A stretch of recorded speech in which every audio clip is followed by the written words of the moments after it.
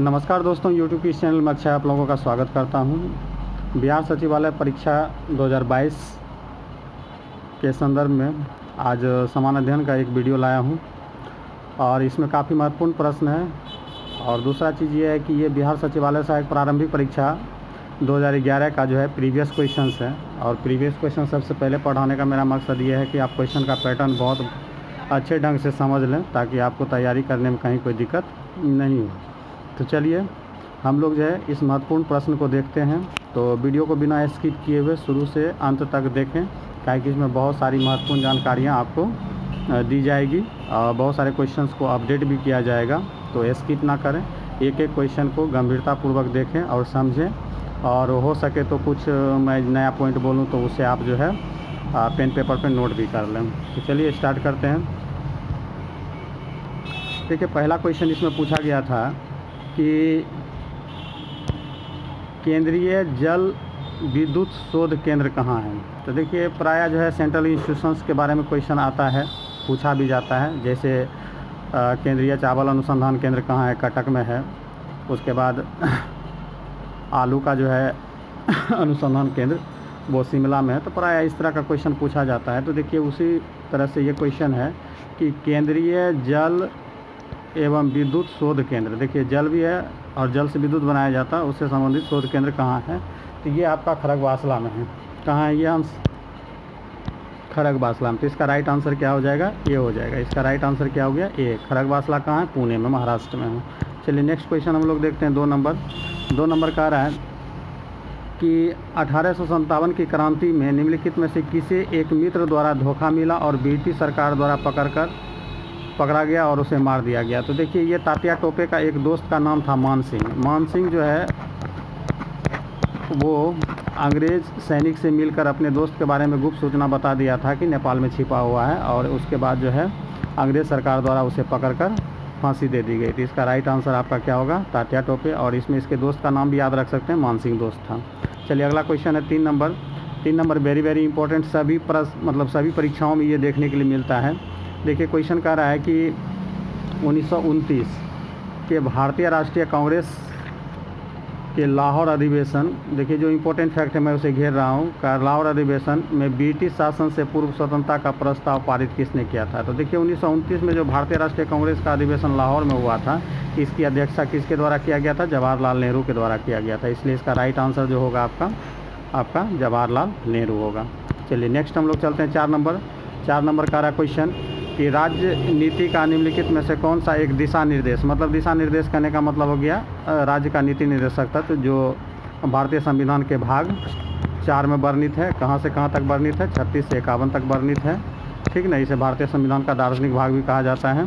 तो कह रहा है क्या? दिशा निर्देश सिद्धांत महात्मा गांधी के दर्शन से जुड़े हुए हैं। तो महात्मा गांधी का जो है विचार जो था, राम राज्य का कॉन्सेप्ट था। तो राम राज्य का कॉन्सेप्ट जो है पंचायती राज से है। किससे? पंचायती राज से। तो इसका राइट आंसर क्या हो गया? पंचायती। ये बी नंबर हो गया। और इसकी वर्णन जो है अनुच्छेद 40 में किया गया है। अनुच्छेद 40 में किया गया है। और ये इसमें एक एक्स्ट्रा पॉइंट याद रख सकते हैं। देखिए WPM की चर्चा है, प्रबंधन में श्रमिकों की भागीदारी, ये 43A में है। ये 43A में है। चलिए आगे हम लोग चलते हैं। 5 नंबर का रहा है क्या?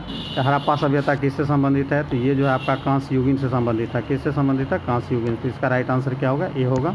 अगला क्वेश्चन 6 नंबर का रहा है कि भारत और चीन के बीच कौन सी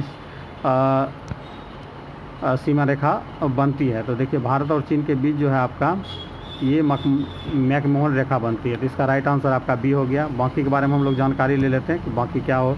तो रेड क्लिफ रेखा जो है भारत पाकिस्तान के बीच है। और ड्रोन रेखा जो है अभी पाकिस्तान और अफगानिस्तान के बीच चला गया है। पाकिस्तान और अफगानिस्तान के बीच है। ठीक ना, तो ये आप याद रख सकते हैं। आगे हम लोग चलते हैं। 7 नंबर वेरी इंपॉर्टेंट। करा नीचे दी गई प्रमुख घटनाओं का सही तिथिक्रम क्या है। तो देखिए, इसमें बहुत पहले मेरे द्वारा पेन से लिखा गया था ये SLV मतलब होता है सैटेलाइट लॉन्च व्हीकल होता है। SLV 3 का लॉन्च जो है 1980 में किया गया था। कब किया गया था? 1980 में। बांग्लादेश का निर्माण जो है 1971 में किया गया था। उसके बाद सिक्किम भारत का 22वां राज्य जो है 1975 में बना था। और ये जो पोखरान प्रथम का परीक्षण जो है 1974 में किया गया था। तो इसको अरेंज करना, तो इसमें सबसे देखिए सबसे पहले 1971 आ जाएगा, फिर 1974 आ जाएगा, मतलब बी हो गया, डी हो गया, फिर 1975 आ जाएगा, उसके बाद 1980 आ जाएगा। तो इसका राइट आंसर क्या हो जाएगा? B D. तो बी डी सी, तो मतलब इसका राइट आंसर आपका ए हो गया। ठीक, आगे हम लोग चलते हैं 8 नंबर क्वेश्चन कह रहा है कि निम्नलिखित में से भूमध्य रेखा से गुजरती है। तो भूमध्य रेखा से कौन गुजरती है ये बताना है। तो भूमध्य रेखा से देखिए, भूमध्य रेखा से गुजरने वाला भूमध्य रेखा जो है एकमात्र एशियाई देश से गुजरती है जिसका नाम है इंडोनेशिया। तो पहले तो इंडोनेशिया को पकड़ना है, और इसमें से देखिए आपका कोलंबिया भी हो जाएगा और केनिया भी हो जाएगा। तो इसका राइट आंसर आपका आंसर क्या हो जाएगा? बी हो जाएगा। ठीक, कोलंबिया, केनिया और इंडोनेशिया से जो है भूमध्य रेखा गुजरती है। आगे हम लोग चलते हैं 9 नंबर का रहा क्वेश्चन, चीनी यात्री हुएनसांग, चीनी यात्री हुएनसांग, हुएनसांग किसके समय में आया था? तो देखिए हौ से हुएनसांग, हौ से हर्षवर्धन, तो मतलब हर्षवर्धन के समय में आया था। तो इसका राइट आंसर क्या हो गया? सी हो गया। जबकि चंद्रगुप्त मौर्य के समय में कौन आया था? फाहियान आया था। कौन आया था? फाहियान आया था। ठीक, चलिए, तो इसका राइट आंसर आप देख लिए क्या हो गया? राइट आंसर आपका हो गया सी। अगला क्वेश्चन हम लोग चलते हैं 10 नंबर क्वेश्चन का रहा है कि पूर्ण क्रांति, जिसे संपूर्ण क्रांति भी कहते हैं, ये नारा किसने दिया था? तो ये नारा जो है आपको जयप्रकाश नारायण दिया था। तो इसका राइट आंसर आपका डी हो गया। नेक्स्ट हम लोग चलते हैं 11 नंबर का, विंग्स ऑफ फायर पुस्तक किसने लिखा? तो विंग्स ऑफ फायर जो है मिसाइल मैन अबुल कलाम लिखे थे। तो इसका राइट आंसर आपका क्या हो जाएगा? ये हो जाएगा। एक बुक हम यहाँ पे एक्स्ट्रा बता रहे हैं, अरुंधति राय का a god of small things, उसको आप याद कर लीजिए। A god of small things, इसको आप याद कर लीजिए। ठीक, आगे हम लोग चलते हैं 12 नंबर वेरी वेरी इंपॉर्टेंट कह रहा क्वेश्चन कि भाखरा नंगल बांध जो किस नदी पर है? तो ये सतलज नदी पर। इसका राइट आंसर क्या होगा? बी होगा। अगला 13 नंबर का रहा क्वेश्चन वेरी वेरी इंपॉर्टेंट कह रहा कि कलन द्वारा रचित राजतरंगिणी का संबंध किससे है? तो देखिए सबसे पहले तो इसमें याद रखना कि राजतरंगिणी एक पुस्तक का नाम है, उसके लेखक कौन है? कल्हण है। ये दो चीज़ तो आप ज़रूर याद रखें। ठीक, उसके बाद इस पुस्तक का संबंध जो है कश्मीर के राजाओं से था, कश्मीर के इतिहास से था। तो इसका राइट आंसर क्या होगा? बी होगा। अगला क्वेश्चन कर रहा है राजा राम मोहन राय। देखिए राजा राम मोहन राय संस्थापक थे। तो राजा राम मोहन राय के द्वारा जो है ब्रह्म समाज का स्थापना किया गया था। कब किया गया था? तो ये 1828 ईस्वी में किया गया था। तो इसको याद करें। बाकी के बारे में हम बता दें, बाकी के बारे में आप नोट कर सकते हैं कि आर्य समाज की स्थापना 1875 में किया गया था, और ये स्वामी दयानंद सरस्वती के द्वारा किया गया था। स्वामी दयानंद सरस्वती के द्वारा किया गया था। जबकि रामकृष्ण मिशन जो है 1897 में ये विवेकानंद के द्वारा किया गया था। और प्रार्थना समाज का स्थापना जो है 1867 ईस्वी में आत्माराम पांडुरंग के द्वारा किया गया था। तो आप इसे नोट कर लें।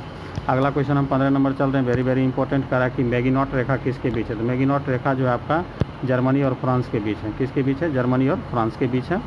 और यूएसए और कनाडा के बीच जो है 49वीं समांतर रेखा है। ये यूएसए और कनाडा के बीच जो है आपका 49वीं समांतर रेखा है।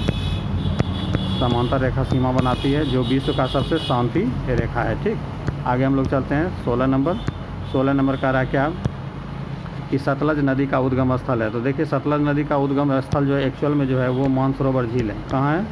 मानसरोवर झील। और ये कहाँ है? तिब्बत में। कहाँ है? तिब्बत में। मगर आयोग के द्वारा जो है तिब्बत को ही माना था, इसलिए इसका राइट आंसर क्या लिया था? डी लिया था। तो इसका राइट आंसर क्या हो जाएगा? आपका डी हो जाएगा। आप ऐसे याद रख सकते हैं कि मानसरोवर झील तिब्बत में है, वहीं से सतलज नदी निकलती है। हालांकि मानसरोवर झील से तीन नदियाँ निकलती है। तीनों नदी को हम लोग देख लेते हैं। 3 नदियाँ निकलती है। सबसे पहला निकलती है सतलज, फिर निकलता है सिंधु, और तीसरा जो है ब्रह्मपुत्रा निकलती है। तो आप ये तीनों नदी को याद रखिए। कहाँ से निकलती है? मानसरोवर झील से निकलती है। मानसरोवर झील से निकलती, जो कि कहाँ है? तिब्बत में है। ठीक, आगे हम लोग चलते हैं। अगला क्वेश्चन करा 17 नंबर कि भारतीय संविधान सभा ने भारतीय राष्ट्रीय ध्वज को कब अंगीकार किया था? तो देखिए इसको अंगीकार किया गया था 22 जुलाई आपका 1947 में। इसका राइट आंसर क्या हो जाएगा? डी हो जाएगा। अगला क्वेश्चन देखिए 18 नंबर का रहा है कि भारतीय राष्ट्रीय गान पहली बार कब गाया गया था? देखिए भारतीय राष्ट्रीय गान जो है पहली बार जो गाया गया था वो 1911 में गाया गया था। कहाँ? कलकत्ता में। और कलकत्ता में कांग्रेस का अधिवेशन हुआ था, उसकी अध्यक्षता जो किए थे रहमतुल्लाह सयानी किए थे। ठीक, अगला क्वेश्चन हम लोग चलते हैं 19 नंबर। 19 का रहा क्या कि भारत में श्वेत क्रांति का जनक। तो देखिए श्वेत क्रांति का जनक जो है डॉक्टर वर्गीज कुरियन को कहा जाता है, इसलिए राइट आंसर आपका क्या होगा? ए होगा। अगला क्वेश्चन है भारत का राष्ट्रीय फल। भारत का राष्ट्रीय फल क्या है? तो भारत का राष्ट्रीय फल आपका क्या है? आम है। तो इसका राइट आंसर क्या होगा? डी होगा। अगला क्वेश्चन कर रहा है दुनिया का सबसे नवीनतम देश। देखिए दुनिया का नवीनतम देश तो उस समय के अनुसार ये क्वेश्चन बना था, मगर अभी जो नवीनतम देश बन गया है बारबाडोस बन गया है। बारबाडोस ये इंग्लैंड से कट के बना है। ये नवीनतम गणतंत्र है, इसको आप नोट कर लें। अगला क्वेश्चन हम लोग चलते हैं 22 नंबर। 22 नंबर का रहा है कि न्यूनतम साक्षरता वाला प्रदेश कौन है? तो न्यूनतम साक्षरता वाला प्रदेश जो अपना बिहार है, और यहाँ का जो लिटरेसी रेशियो है आपका वो 60.8 ये साक्षरता दर है, तो इसको नोट कर लीजिए। अगला क्वेश्चन है 23 नंबर का रहा सम्राट अशोक महान जिसने 40 वर्षों तक भारत में राज्य किया की राजधानी उस समय कहाँ थी? उसका नाम बताना। तो देखिए उसकी राजधानी जो थी उस समय पाटलिपुत्रा थी, इसलिए इसकी आंसर क्या हो जाएगा? सी हो जाएगा। 24 नंबर में कह रहा है कि ऐसे प्रथम इंजीनियरिंग स्नातक जो किसी राज्य का 2 बार मुख्यमंत्री रहे किस राज्य से संबंधित है? तो देखिए ये बिहार से संबंधित है, और ये माननीय जो है नीतीश कुमार के बारे में पूछा गया था, तो इसका राइट आंसर आपका बी होगा। 25 नंबर में कह रहा है देखिए आसियान का सदस्य नहीं है। तो देखिए आसियान मतलब हो गया ASEAN, इसके बारे में पूछा जा रहा है, मतलब association of south east Asian nation के बारे में पूछा जा रहा है। इसमें जो है 10 सदस्य हैं, 10 संस्थापक सदस्य हैं, इसमें से कौन नहीं है ये पूछा जा रहा है। तो देखिए इसमें जो है आपका बांग्लादेश नहीं है, तो इसका राइट आंसर क्या हो जाएगा? सी हो जाएगा। अगला क्वेश्चन हम लोग 26 नंबर चल रहे हैं। 26 नंबर का रहा है क्या कि उस राज्य का नाम बताइए जहाँ से भारत का प्रथम राष्ट्रपति चुना गया था। तो देखिए वो जो है बिहार ही था। बिहार के सीवान जिला के जीरादेई से जो है डॉक्टर राजेंद्र प्रसाद का संबंध है, और डॉक्टर राजेंद्र प्रसाद जो है भारत के प्रथम राष्ट्रपति बने थे। अगला क्वेश्चन आपसे 27 नंबर पूछा जा रहा है। 27 नंबर का आ रहा है कि सिखों के 10वें गुरु गोविंद सिंह। देखिए गुरु गोविंद सिंह के बारे में पूछा गया का जन्म कहाँ हुआ था? तो इनका जन्म जो है बिहार के पटना साहिब में हुआ था, और कब हुआ था? तो 1666 ईस्वी में हुआ था, और ये सिख के 10वें और अंतिम गुरु थे। तो इसका राइट आंसर आपका क्या हो जाएगा? सी हो जाएगा। अगला हम लोग चलते हैं 28 नंबर। 28 नंबर का रहा है 1946 में गठित अंतरिम सरकार। तो देखिए 1946 में जो अंतरिम सरकार गठित हुई थी वो 2 सितंबर 1946 को हुआ था, और इसमें जो है अध्यक्ष जो थे वो माउंटबेटन ही थे, मतलब गवर्नर थे, और जबकि उपाध्यक्ष जो थे वो आपको JL नेहरू थे, और इसके पास विदेश मंत्रालय था और बाकी अन्य मंत्रालय था। उसी तरह से बंटवारा किया गया था। तो उसी क्रम में पूछा गया है कि जब बंटवारा 1946 के अंतरिम सरकार में की गई थी तो उस समय डॉक्टर राजेंद्र प्रसाद को जो है कौन सा विभाग मिला था? तो उसको जो है खाद्य एवं कृषि विभाग मिला था। तो इसका राइट आंसर आपका क्या होगा? सी होगा। 29 नंबर में कह रहा है क्वेश्चन वैश्विक तापमान के बढ़ने की समस्या से निपटने के लिए अपने लोगों पर कार्बन टैक्स, देखिए ये बहुत ही अच्छा क्वेश्चन है, कार्बन टैक्स लगाए जाने का प्रस्ताव करने वाला विश्व का पहला देश कौन सा था? तो देखिए ये पहला देश जो था आपका न्यूजीलैंड था। इसका राइट आंसर क्या होगा? डी होगा।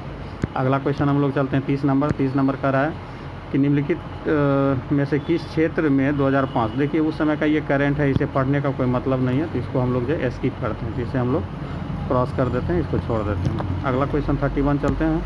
काफ़ी अच्छा क्वेश्चन करा। इच्छा मृत्यु मतलब जिसे मरने की इच्छा हो गया, कानूनी रूप देने वाला पहला देश कौन सा था? तो ये देखिए नीदरलैंड है, जिसे हम लोग हॉलैंड भी बोलते हैं, और इसका राइट आंसर क्या होगा? सी हो जाएगा। अगला क्वेश्चन है 32 नंबर।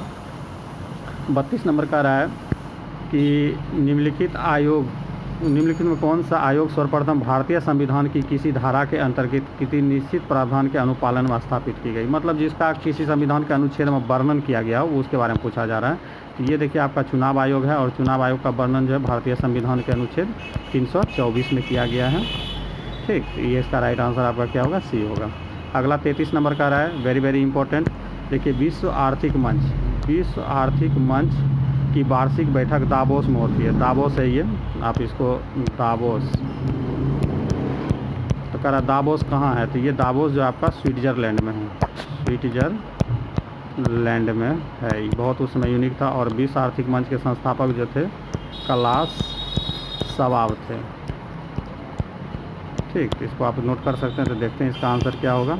इसका आंसर देखिए सी हो जाएगा आपका स्विट्ज़रलैंड।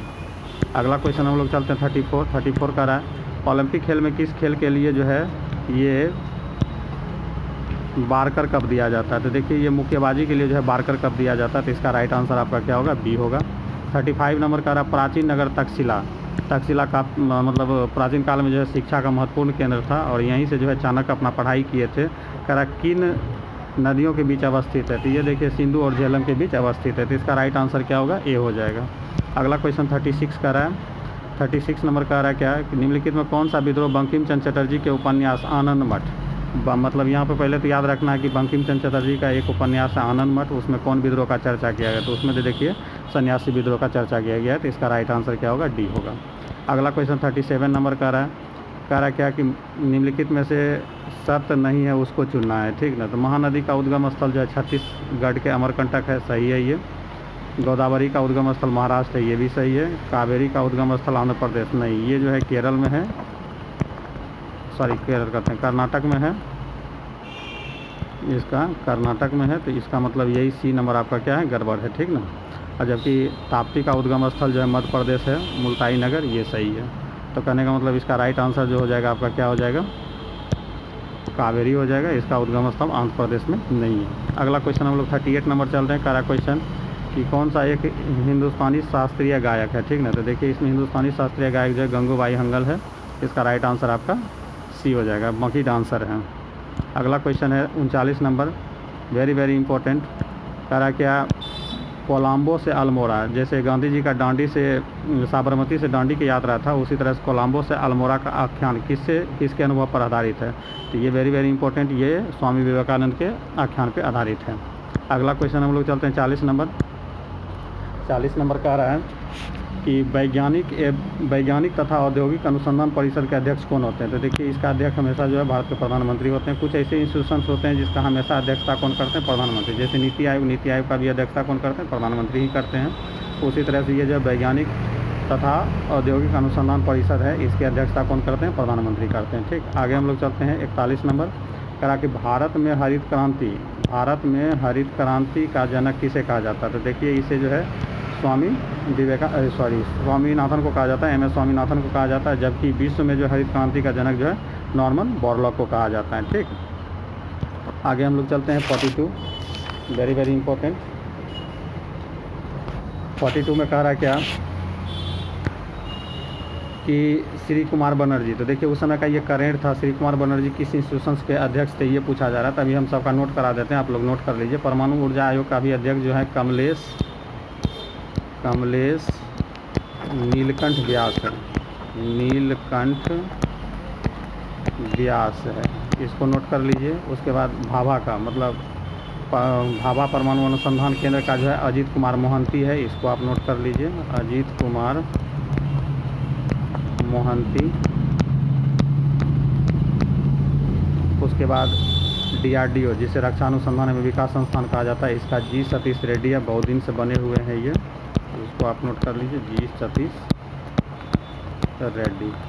इसका तो देखिए हम इसको अपडेट कर दिए हैं, ये कोई क्वेश्चन नहीं रहा है, आप इसको आप नोट करके इसे याद कर सकते हैं। चलिए अगला क्वेश्चन वेरी वेरी इंपॉर्टेंट 43 करा कि राष्ट्रीय स्मार्ट मतलब स्मार्ट सिटीज आप पकड़ सकते हैं, हैदराबाद है तो वही चीज़ है, राष्ट्रीय स्मार्ट गवर्नेंस संस्थान कहाँ है, तो ये आपका हैदराबाद में, तो इसका राइट आंसर आपका क्या होगा, ए होगा। अगला क्वेश्चन 44 का रहा है कि उस भारतीय टेनिस खिलाड़ी का नाम जो फिल्म निर्माण से संबंधित है कौन सा है, तो ये अशोक अमृतराज थे, इसका आंसर हो जाएगा डी। ये जो है टेनिस खिलाड़ी भी थे और हॉलीवुड में ये फिल्म का भी काम किए थे। 45 बहुत ही ज़्यादा पूछे जाने वाला क्वेश्चन है, करा लव शब्द का संबंध किस खेल से, तो ये देखिए टेनिस से है आपका, इसका राइट आंसर आपका क्या होगा, ये हो जाएगा।